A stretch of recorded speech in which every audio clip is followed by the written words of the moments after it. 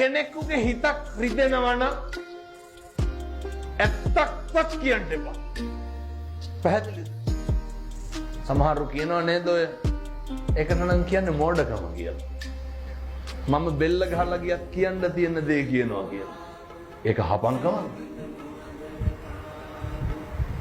එහෙම කියන එක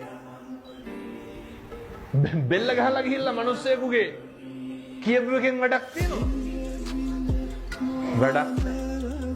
හිතක් රිදෙනවා නම් කෙනෙකුගේ දෙපාරක් හිතන්න. ඇයි මෙහෙම කියන්න හේතුව?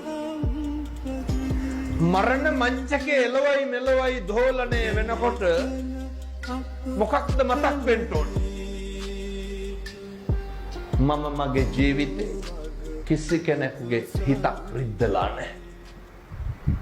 මම කාටවත් තෝ කියලා කතා කරලා නැහැ. ඔක ගෙදරින් පටන් ගන්න නැතුව කියමු බලන්න කොහෙන්ද පටන් ගන්න. දරුවෙකුටවත් තෝ කියලා කතා කරන්න එපා.